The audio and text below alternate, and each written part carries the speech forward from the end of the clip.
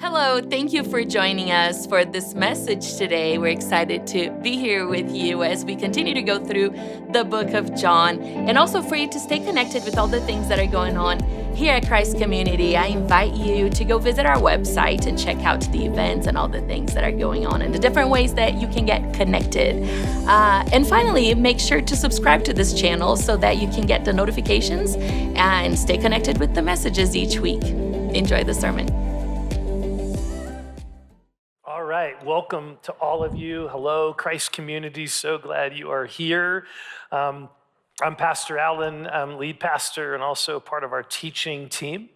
So we are in the midst of a teaching series where we're walking through the entire book of John, which is an eyewitness account of the life of Jesus. I was talking with someone, a friend of mine, recently, and he's known the Lord for years, and this person said to me, I don't really know how to put this into words, but I am finding my heart growing more and more in love with Jesus. And part of that, he said, has been just our going through the book of John. And that was such an encouragement to hear. I mean, that is my heart in this series. And that's John's heart in writing this book, that people would experience Jesus in a deeper way, to see him and to know him and to hear from him. All right, well, today we're entering into a really powerful section of John's gospel that takes that desire to experience Jesus, takes it to a whole new level. So in John chapter 14 to 16, we have one of the Bible's longest continuous sections of Jesus speaking. It's often referred to as the farewell discourse because it takes place on the night before Jesus is crucified. So this is just his final hours with his disciples before his death. And so we know that what Jesus is saying here is extremely important. When you're on your deathbed, you're not talking about the weather, okay? You're talking to your loved ones about the things that really matter, the things that you want them to remember and hold on to, the resources that you want them to embrace when you're gone. See, that's what's happening in John chapters 14 to 16. Jesus is talking about some incredibly powerful things that he wants his disciples to remember and embrace once he is gone. But before he gets into all of that, he starts with his disciples' hearts. So he has just told them in John chapter 13, previous chapter, that he's going to be leaving them, which has got to be horribly difficult to hear for these disciples who have given everything to follow him. They left jobs, right? 3 years earlier, they left jobs and families to follow this rabbi, to follow Jesus. And now he's telling them that he's leaving. Can you imagine what they are feeling? The grief, the confusion, the anxiety about the future. What does all this mean? What will life look like without Jesus there? Now, while their circumstances are unique to them, the emotions that they are experiencing in that moment are universal, right? And they're incredibly relevant to us today. I mean, how many of us are experiencing, right now, we are experiencing grief. We're experiencing confusion. We're experiencing anxiety, depression, whatever, as a result of some situation we find ourselves in, or just looking at the state of the world. I mean, the amount of anger and tension in our world is off the charts. The conflicts between nations, and then we have the economy and rising costs and all of that. I mean, there's this pervasive feeling of unsettledness and loss and uncertainty. So in a very real sense, right here, we can place ourselves in this passage and let Jesus speak to our hearts as he is speaking to the hearts of his disciples. Okay, so what does Jesus want to say to us in the midst of all of this? Well, let's see. John 14, verse 1. Do not let your hearts be troubled. Do not let your hearts be troubled. Now, this word he uses for troubled, it's a word that literally means to stir up, right? To stir up some liquid, to agitate something. But it was also used to describe the experience of having negative emotions that get stirred up in our minds and our hearts. So Jesus is speaking here to anyone whose heart is being stirred up, whose heart is being troubled or stressed or anxious or confused or discouraged or sad. So he's speaking to us. And look again at what he says. Do not let your hearts be troubled. Now this verb here is in the passive form, which is why it gets translated, don't let your heart be troubled. In other words, don't allow your heart to get stuck in this place. I want you to be proactive in these circumstances. I want you to be proactive in these situations when you experience your heart being troubled. Life happens, right? Life happens, and we're going to experience emotions of anxiousness or worry or confusion or discouragement or whatever. We're going to experience that. We're going to experience circumstances that cause internal agitation. And maybe some of us are in that right now. But Jesus is saying, I don't want you to stay in that place. See, there's another response that I'm inviting you into whenever your heart feels troubled. Okay, so what is that response? Jesus tells us, verse 1, do not let your hearts be troubled. You believe in God, believe also in me. See, the antidote to our anxiousness, the antidote to our agitation is faith. Faith. Jesus is saying, look, the way to not allow our hearts to stay in this place of agitation is through our faith. It's through our belief in him. Now, and belief is a huge theme in the book of John. We've seen it over and over again. The verb tense used here speaks not of a one-time belief, but a life of belief, a living by faith. So Jesus is inviting us, he's commanding us to respond to trouble and agitation in our hearts with continual faith in him. Okay, so what exactly does that faith look like? How do we stir up that faith and live in that kind of faith in the midst of all the things that are going on in our lives and our world right now? Well, Jesus tells us in the rest of these 6 verses, Jesus gives us 2 specific ways to strengthen and add vibrancy to our faith, no matter what we're going through. All right, so look at the next verse. Verse 2, my Father's house has many rooms. If that were not so, would I have told you that I'm going there to prepare a place for you? Okay, so Jesus is addressing a specific issue going on in the hearts of the disciples, and that is a fear for their future. They're worried about the future. What's going to happen to them when Jesus is gone? And so Jesus takes this opportunity to speak to them about where he is going after his death. He's going to his Father's house. And that reality impacts their future as well. He says, my Father's house has many rooms. Now, this word translated rooms, it's a form of the word abide, like abode, but we're going to look at this in John 15, but it's a form of that same word, abide. And so the emphasis here, in using this word, the emphasis here is not on the physical location. Oh, I hope my room has Wi-Fi and a remote control. That's not what he's talking about. The emphasis in using this word, the emphasis is on relationship. Whose house is this? Jesus says, this is my Father's house. This is my Father's dwelling. I love that picture. I love that picture. Just being honest, personally, sometimes the idea of spending eternity in heaven makes me feel uncomfortable. Like living forever, what will that be like?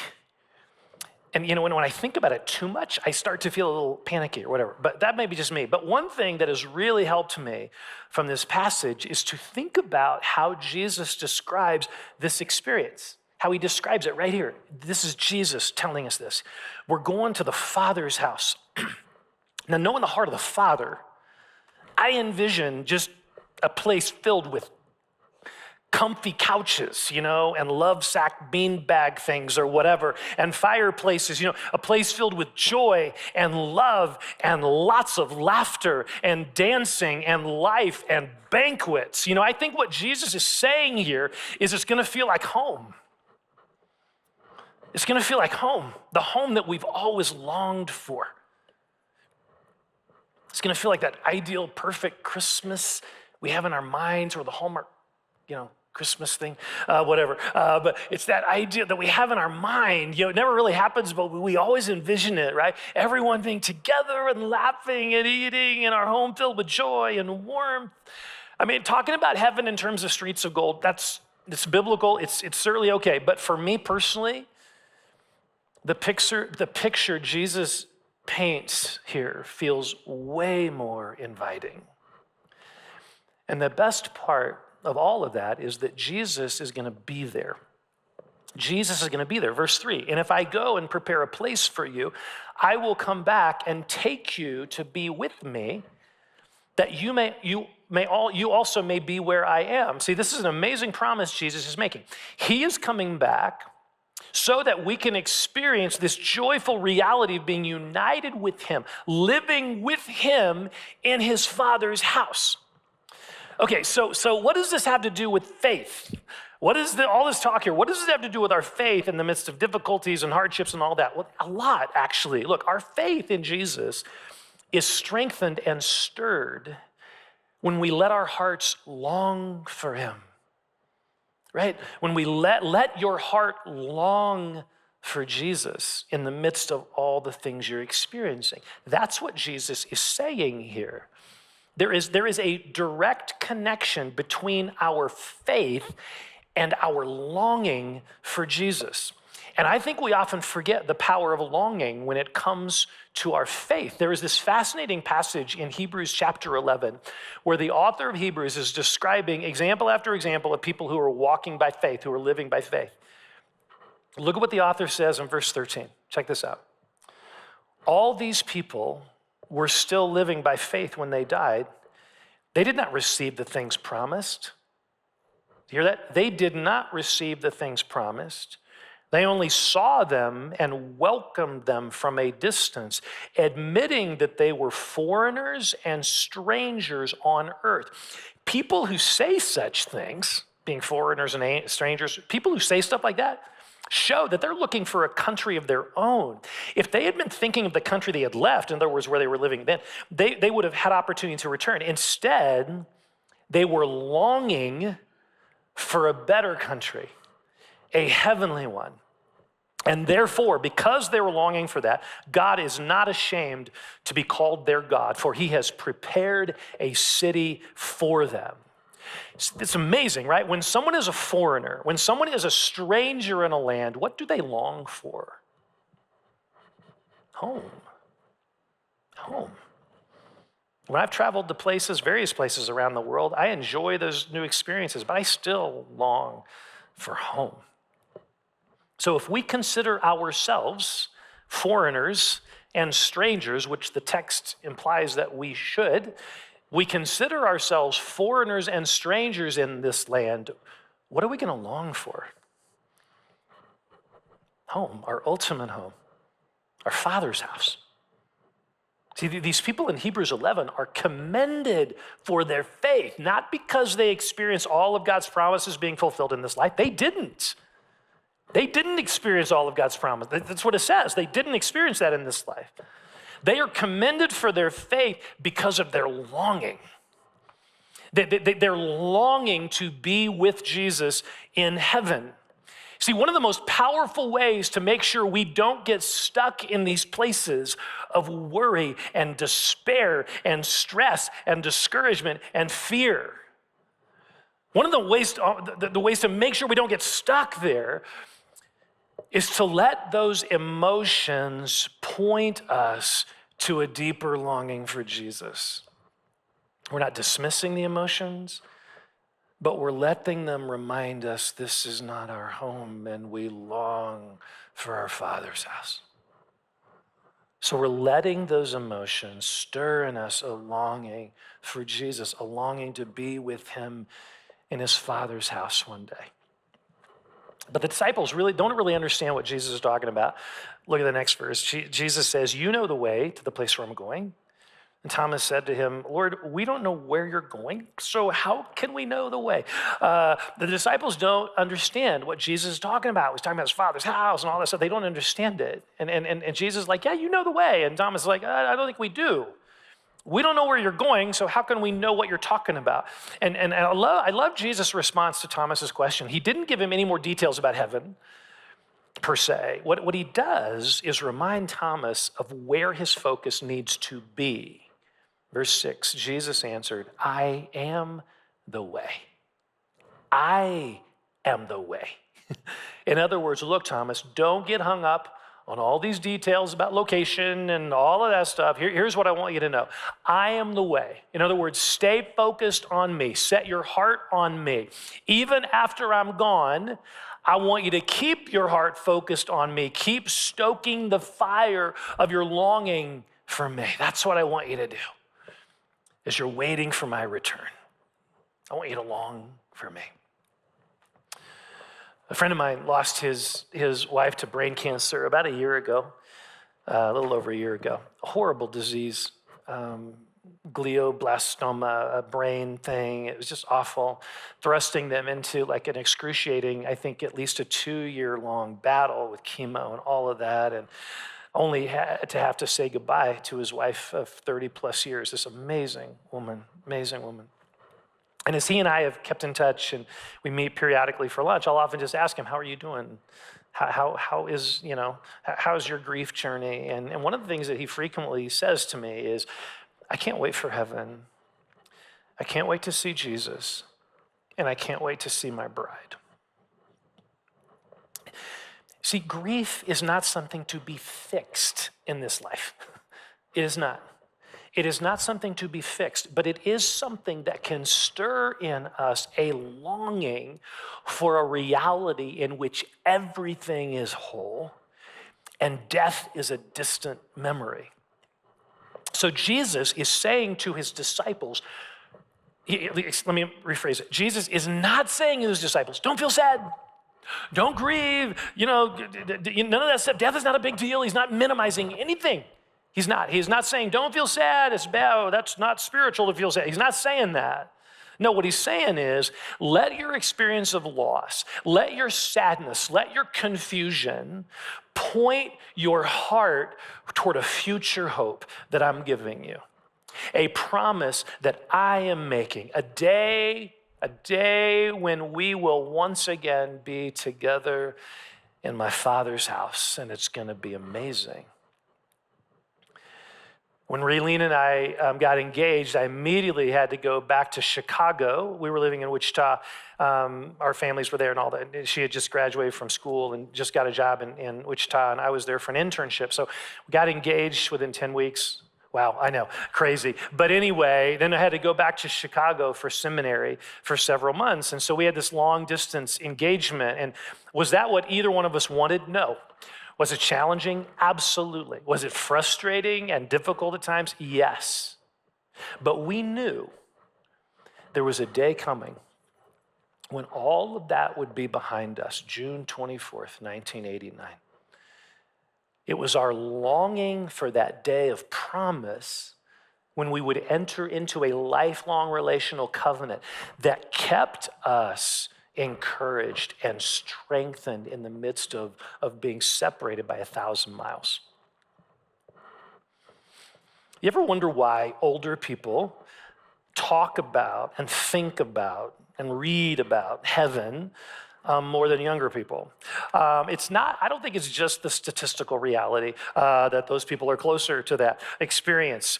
I think it's because these older people have experienced more of the difficulties and loss and troubles of life, and their longing for Jesus is greater than it was earlier in their lives. A couple months ago when KJ was preaching, I went downstairs for our traditions service. Shout out to the traditions folks watching this video. I went downstairs for our tradition service and I worshiped with them. And at one point I was asked just to stand up and share a few words since I was there or whatever. And as I stood before them, stood before that room of like 80 people, I was overcome with emotion as I thought about the faith in that room. All the hardships, the loss, the grief that these people had experienced over the course of their lives, many of them widowed, battling physical challenges, and yet there they were, there they were, still walking with Jesus, still singing about his grace and singing about his love, still longing to be with him in heaven. And I was so inspired by their faith. I was so inspired. And I was reminded afresh of what Jesus is saying to us here. In the midst of loss, in the midst of troubles, in the midst of difficulties, Jesus is saying to us, let your heart long for me. He's not promising this world is going to be all woohoo, because it's not, okay? He's saying it's not about that. It's let your heart long for me. Let those things that you're experiencing, those excruciatingly difficult things you're experiencing as parents and spouses, let all of that, let those things stir in you a greater longing to be united with Jesus in his Father's house. See, that longing is a powerful expression of faith. It is a powerful expression of faith. It can help fuel our faith in the midst of life's difficulties. It's so important and so powerful. I love this quote from G.K. Chesterton. I just remember it every once in a while and just look back on it. G.K. Chesterton, here's what he said. He said, "The modern philosopher had told me again and again that I was in the right place, and I still felt depressed, even in acquiescence. But when I heard that I was in the wrong place, my soul sang for joy like a bird in spring." The difficulties, the hardships, the troubles of this life are a reminder that this is not our home. This is not our home. Our home is in the presence of Jesus, and we eagerly await that day when we will be united with him.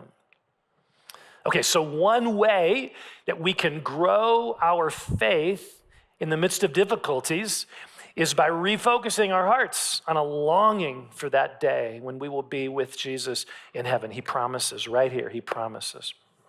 There's another thing. There's another thing here, a second thing that Jesus mentions in this passage that can help us grow our faith in the midst of our hearts being troubled. Look again at verse 6, where Jesus introduces a second crucial aspect of our faith in the midst of difficulty. So Jesus answered Thomas, "I am the way and the truth. I am the way and the truth." See, faith, this is really important. Faith in and of itself is not necessarily helpful. It's not. I may have faith that the Broncos will win the Super Bowl this year, and I can wear orange and blue every day. But the question is that faith rooted in reality? Is it rooted in actual evidence? No, a collective no, right? See, look, the presence of faith in and of itself is not necessarily helpful. The impact of faith in our lives is totally dependent upon the object of our faith. When Jesus says to these troubled followers, "Believe in me, I am the way and the truth," he is asserting a second way to grow our faith in times of difficulty, and that is by building our lives on his truth. He's saying to us, I want you to build your life on my truth. Jesus is claiming that he himself embodies truth, that he is the truth, that his words and teaching are true. So living by faith means intentionally building our lives on what he says is true, because he says, "I am the truth." Now look, this claim of Jesus, obviously, it flies directly in the face of our culture, which is growing increasingly skeptical of this concept of this idea of objective truth, of something being true no matter what. See, our culture fully embraces this idea, wholly embraces this idea that truth is relative. It's relative. Every person determines their own truth in terms of sexuality, in terms of how we treat other people, in terms of our own morality or culture or whatever. Truth is something each of us creates, and we just determine what is true for ourselves. And at one level, that sounds appealing, right? It sounds as freeing. You get to determine what is true for you. Wow, how awesome, right? It just sounds freeing and appealing and all of that. But I'm just, a couple things I wonder about. What happens when one person's definition of what is true contradicts another person's view of truth? Well, what if someone believes it's okay to demean women? Or it's okay to abuse children? Or it's okay to have slaves? See, without an objective truth, those things must be allowed, right? Right? Whose truth wins, right? But look, that's one concern. That's a little more philosophical. But there's another more visceral challenge, I think, with this idea of truth being relative and you determine your own truth. Here's another, I think, visceral challenge. What do we do when the personal truths that we've embraced for ourselves don't work out the way we thought? When we, for instance, pursue the sexual narrative of our culture, do whatever feels good with whomever and whenever. And we wake up feeling used or empty or more confused than ever. But where do we turn then? See, well, what do we do when the truth we've embraced for ourselves causes our lives to fall apart?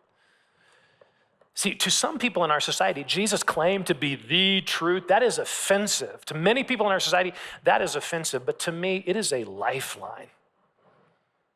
It is an anchor. It is a solid rock that I can build my life upon when the world is falling apart. And this is especially true when we're facing troubles or hardship or fear or grief. See, in those seasons, in those experiences, we are very vulnerable to listening to lies. We're very vulnerable to embracing things that are not true. So for instance, in our hurt, when we're hurt, we can easily embrace the lie that hating someone else is not a big deal. It's okay to hate someone, and that we really don't need to forgive.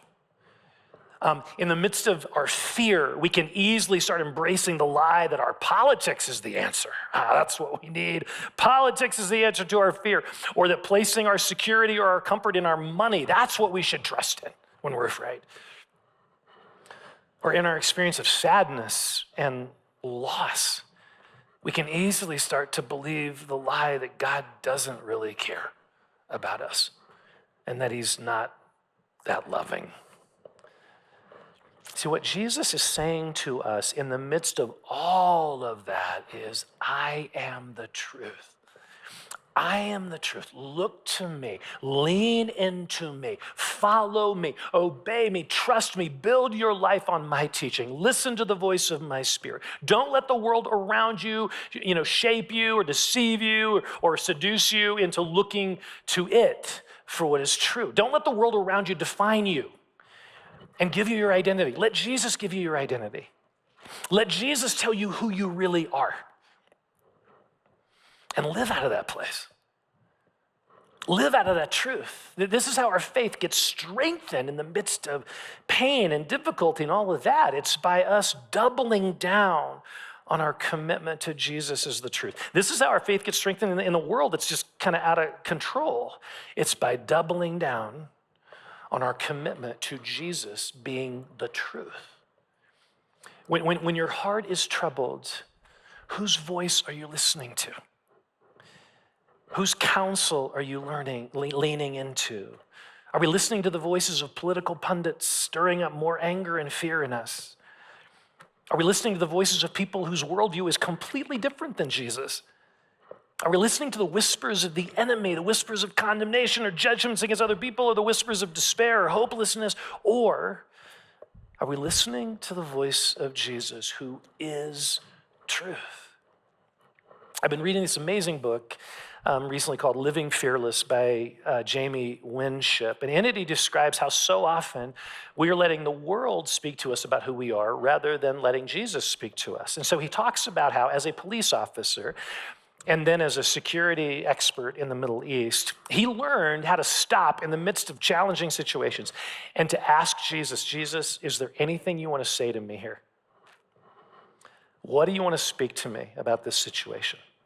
I heard him on a podcast talk about various unsolvable crimes that he ended up solving as a police detective by simply asking Jesus, what would you do here? And I've just been trying to build this question into my life, especially in the midst of difficulty. Here's the question, Jesus, is there anything you want to say to me about this? Is there anything you want to say to me about this hurt that I experience, or about this person that I'm angry at, or about this situation, or about this relationship, or about this agitation that I'm feeling in my heart. And then we ask the question, and then we just let Jesus speak. We just listen and let him speak to our hearts. Sometimes he just reminds me of his love, of my identity in him, but that's often exactly what I need in that moment. I mean, this is an incredibly powerful way to live and an intentional way to experience Jesus as truth. It is by frequently stopping to ask Jesus, is there anything you want to say to me about this? Is there anything you want to say to me about this? And then we listen. Look, friends, in the day in which we live, this day in which we live, where we are bombarded with opinions and information about any and every topic, rather than allowing ourselves to be shaped by the world around us, and by the lies of our enemy who wants to destroy us, we have a lifeline. We have an anchor. We have the one who is truth and who calls us to build our lives on his truth.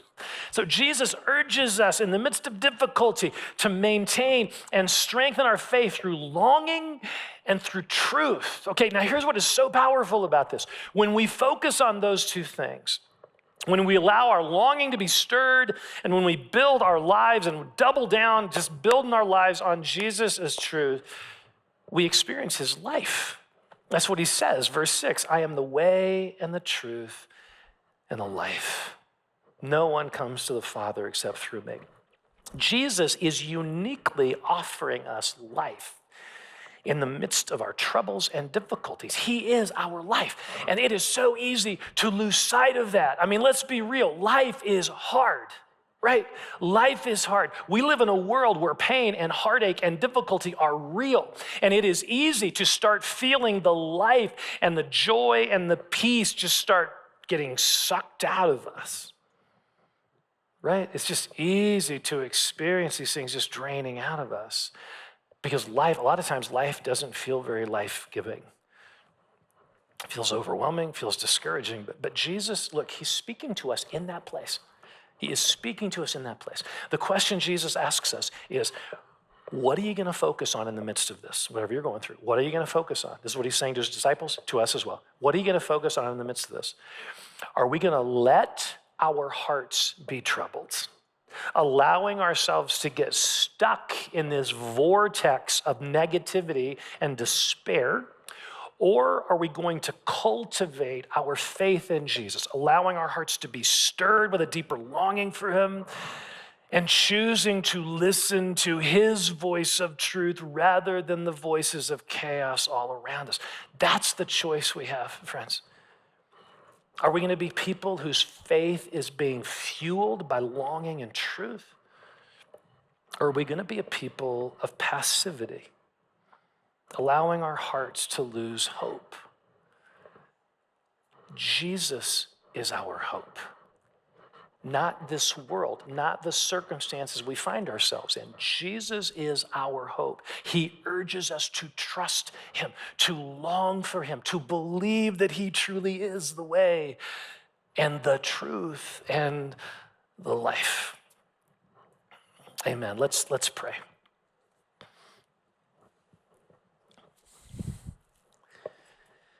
So Jesus is saying to you and to me, don't let your hearts be troubled. So where are you experiencing trouble? Where are you experiencing agitation in your inner being? Where are you experiencing grief? I want you just to tune in to that part of you for a moment.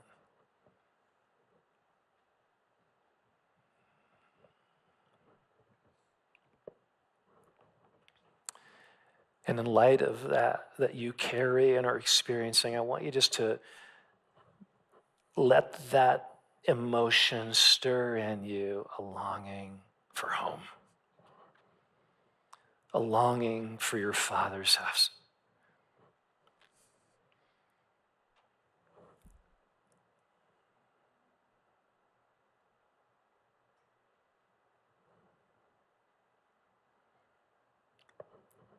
Jesus, thank you for your promise And thank you for this picture of your Father's house. And we acknowledge that's our home. This world is not our home. That is our home. And I pray for our longing to be stirred. For those walking through difficulty, would you stir that longing for you?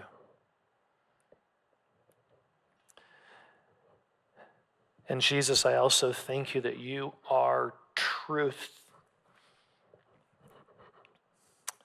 So let me just encourage us to stop and just think for a moment, where are you needing, this is for each one of us here, those watching, where are you needing to hear Jesus' truth in the midst of some situation, in the midst of some difficulty? Think about a specific situation that is troubling you. And let's just take a moment right now. Let's just take a moment and ask Jesus, is there anything you want to say to me about this? Just ask him and then listen to what he says.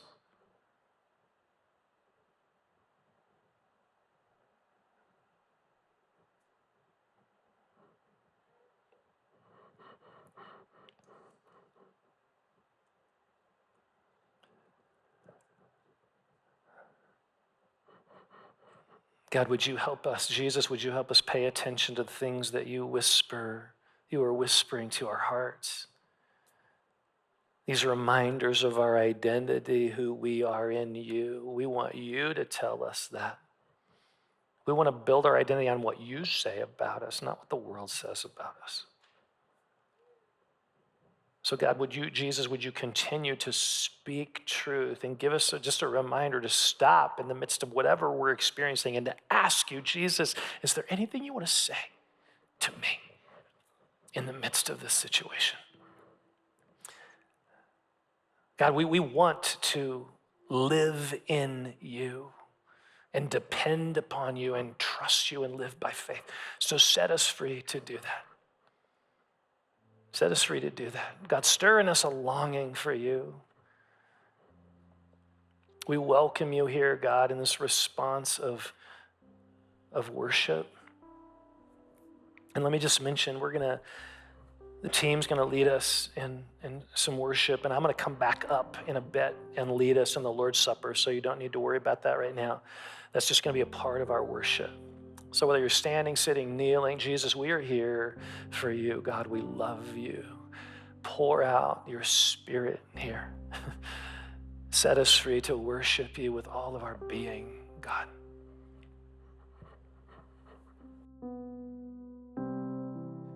So, if there are things that happened during the sermon that inspired you, or caused something inside to shimmer a bit, that kind of like brought up this idea of it would be great to talk to someone, all you need to do is go on to our app. You can go on our site. There's a button that you're able to click, and there is someone behind that. The odds are that somebody is going to be us.